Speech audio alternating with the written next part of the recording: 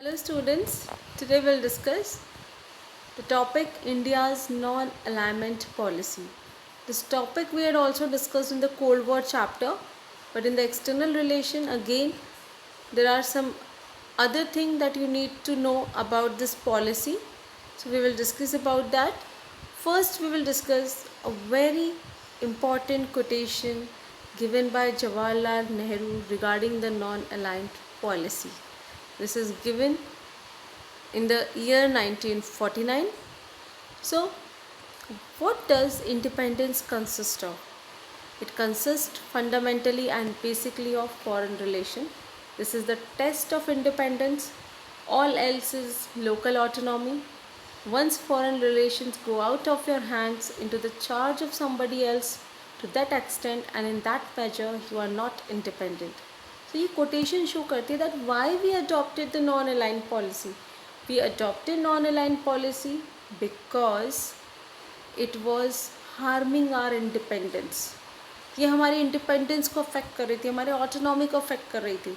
So just after independence हमारा जो vision था वो ये था कि हम हमारा जो डिसीजंस हैं, हम हमारे जो पॉलिसीज़ हैं वो खुद फ्रेम करें, किसी और के अंडर में काम नहीं करेंगे, क्योंकि इतने टाइम से we are already under the rule of Britishers. तो अब हम नहीं चाहते थे कि कोई ग्रुप ज्वाइन कर ले कोल्ड वॉर में, either it is capitalist group और the Soviet Union group, but उसमें फिर हमें उस ग्रुप के हिसाब से चलना पड़ता. So we adopted non aligned policy just to follow our own foreign policy, just to follow our own thoughts, so that कि किसी और के थाट्स हमारे ऊपर इम्पोजिंग नहीं हो. So this is the reason that we say कि हमें हमारे लिए सबसे इम्पॉर्टेंट क्या था, independence. Independence was more important for us. Now class, next is that the Indian national movement was not an isolated process. It was a part of the worldwide struggle against colonialism and imperialism. It influenced the liberation movements of many Asian and African countries. So अब historical background अगर हम देखें तो जो national movement सिर्फ हमने ही नहीं face किया, हमारे साथ हमारी जैसी जो बहुत सी कंट्रीज़ हैं एशिया और अफ्रीका की, वहाँ सब जगह नेशनल मूवमेंट सब जगह चले. एशिया अफ्रीका में काफ़ी कंट्रीज़ में ये मूवमेंट्स चले, liberation movements. So India even independence से पहले भी दूसरी कंट्रीज़ के मूवमेंट्स को भी इंडिया ने सपोर्ट किया है. So this is the reason that we had a link with other countries during our freedom struggle. तो नॉन अलाइनमेंट का जो बेस है, ये जो पॉलिसी है, इसका बेस बिफोर इंडिपेंडेंस बन चुका था. जब हमने सिर्फ हमारी इंडिपेंडेंस के लिए काम नहीं किया, हमने तो दूसरी कंट्रीज़ को भी हेल्प आउट किया. सो this is the reason that कि वो यूनिटी फैक्टर कहीं ना कहीं बना हुआ था. And this is the reason, this is this national struggle, it just make the countries of Asia and Africa together, they make them united. Now class, अब इसमें रोल सबसे मेजर जो था वो था पंडित जवाहरलाल नेहरू का. He played a very crucial role in setting the national agenda. He was not only the first prime minister, he was also the first foreign minister of India. So foreign policy matter उन्होंने खुद handle किया, किसी और person को ये assign नहीं किया. So he implemented, he formulated the foreign policy of India from 1946 to 64. Before independence उन्होंने अपनी फॉरेन पॉलिसी जो एजेंडाज हैं वो क्लियर कर दिए थे, अपने ऑब्जेक्टिव्स उन्होंने क्लियर कर दिए थे. सो इसलिए हम 47 से भी नहीं बल्कि 46 से बता रहे हैं that he was the proponent of Afro Asian unity. वो एफ्रो एशियन यूनिटी में उनका बिलीफ इतना ज़्यादा था कि बिफोर इंडिपेंडेंस जब माउंटबेटन प्लान से डिक्लेरेशन हो चुका था तो उसी दौरान उन्होंने एक एशियन कॉन्फ्रेंस भी इंडिया में न्यू दिल्ली में उन्होंने ऑर्गेनाइज करी थी. It was a very big achievement for India कि बिफोर इंडिपेंडेंस इंडिया ने एक इतना बड़ा इनिशिएटिव लिया था to unite the Asian countries. So it was the vision of Nehru to you know, to make all the countries of Asia united. Now the very important 2 marker question, generally 2 marker में ये question आता है that what are the major objectives of Nehru's foreign policy. At least 2 points you need to remember. Number 1, to preserve the hard-earned sovereignty, जैसा हमने अभी quotation में पढ़ा था, वो चाहते थे independence हमारी secured हो. To protect territorial integrity, so हम दूसरी कंट्रीज़ के बॉर्डर्स को रिस्पेक्ट करते हैं और at the same time we want कि कोई हमारे बॉर्डर्स में भी अटैक नहीं करे. So we believe in protecting the territorial integrity. Then to promote rapid economic development. So economy at that time already decline पर थी, तो हमारा फर्स्ट प्रायोरिटी ऑब्जेक्टिव यही था कि हमारी इकोनॉमिक जो डेवलपमेंट है उसको हम लोग बिल्कुल इंश्योर करें. And for this he want these objectives to be fulfilled through the strategy of non-alignment. उनका मानना था कि ये तीनों जो objectives, अगर हम non-alignment country रहेंगे तो हम ये पूरा कर सकते हैं.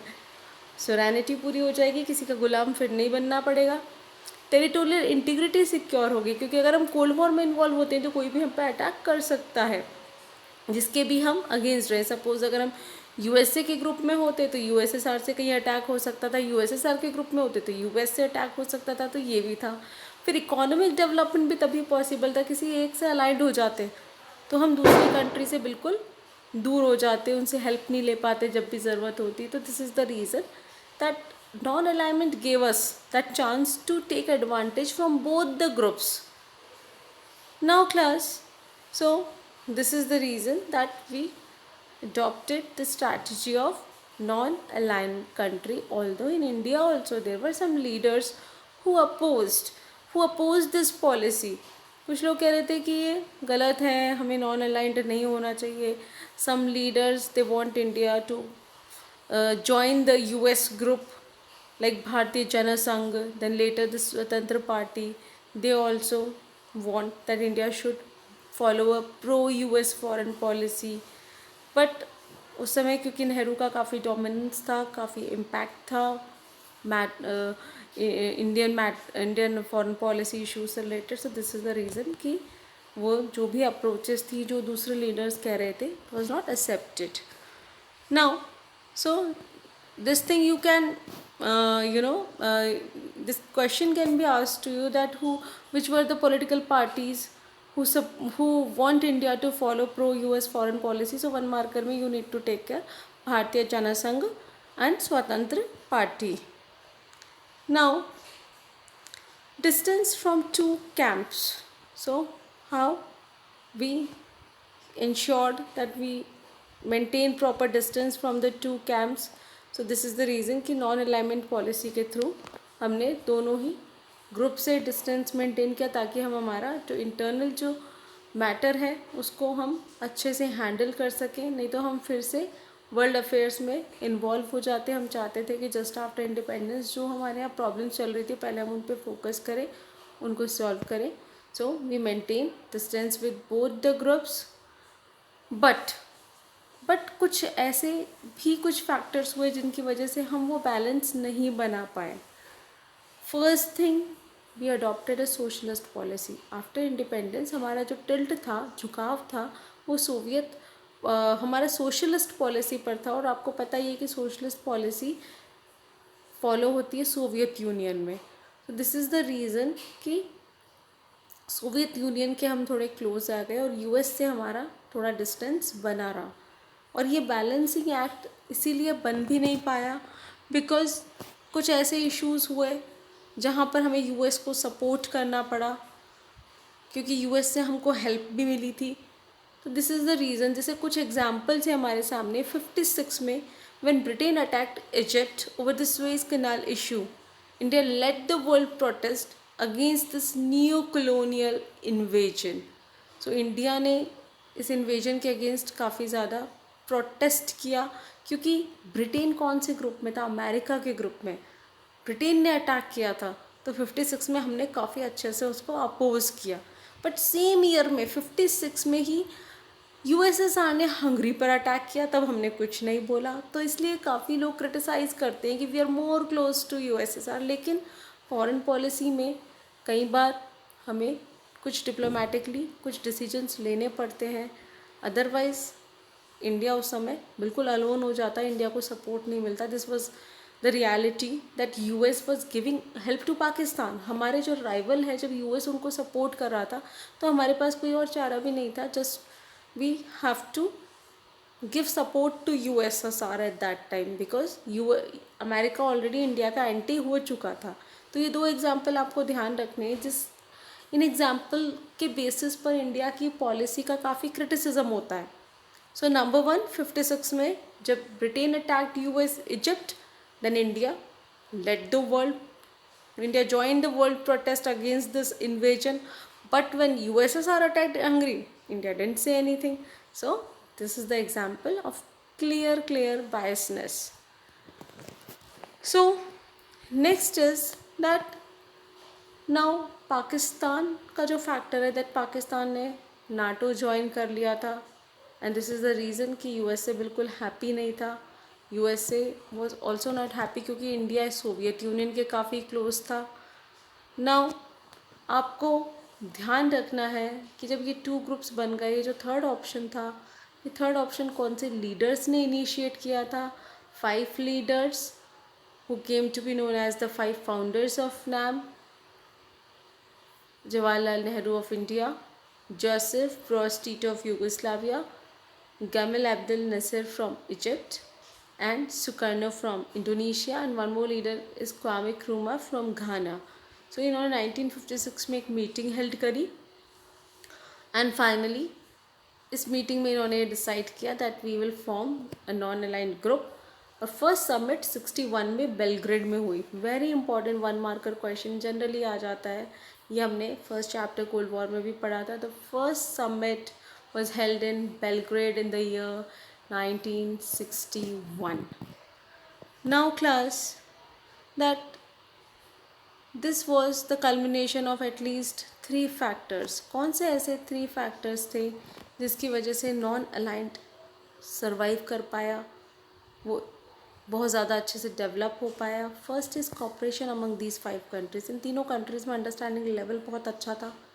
फिर सेकंड फैक्टर है कोल्ड वॉर टेंशन्स, क्योंकि कोल्ड वॉर टेंशन्स में कोई भी कंट्री अपने जो इंटरनल मैटर्स हैं उनको अफेक्ट नहीं होने देना चाहता था, अपना डेवलपमेंट अफेक्ट नहीं होना देना चाहता था. दिस इज़ द रीज़न कि they chose to remain in a separate group. Then dramatic entry of many newly decolonized African countries. अब क्या होता है कि जो अफ्रीकन कंट्रीज़ में काफ़ी ऐसी कंट्रीज़ जो कभी कॉलोनी थी वो सब डीकॉलोनाइज हो गई, तो उनको भी एक ऑप्शन चाहिए था. अदरवाइज़ क्योंकि कोल्ड वॉर में वो कंट्रीज़ क्या बन जाती, एक पपेट बन जाती, पपेट की तरह, या तो वो यूएस के हिसाब से चलती है यूएसएसआर. तो उनको एक सॉल्यूशन चाहिए था ताकि उनको एक प्लेटफॉर्म मिल जाता जहाँ वो आपस में दूसरी कंट्रीज़ के साथ कोऑपरेट करते. तो they don't want to become a puppet. This is the reason कि इनका भी सॉल्यूशन चाहिए था कि उन अफ्रीकन कंट्रीज़ का कैसे डेवलपमेंट किया जाए, और वो एक सेपरेट प्लेटफॉर्म के थ्रू हो सकता था. तो these are the 3 factors which affected the making of which led to the making of non-alignment group. Number 1, cooperation with the 5 countries. Number 2, growing Cold War tension. Number 3, because of the newly decolonized African countries. So students, now in the present times almost 116 countries are there. सबसे जब first time जब ये नाम submit हुई थी Belgrade में 61 में, उस समय सिर्फ 25 मेंबर स्टेट्स थे, ओनली 25 मेंबर, और आज 116 मेंबर्स हैं. सो this is a big achievement of non aligned group, that इनका जो अब जो सपोर्ट है वो काफ़ी ज़्यादा इंक्रीज़ हो चुका है in the world arena. So thank you class. The next thing we will discuss in our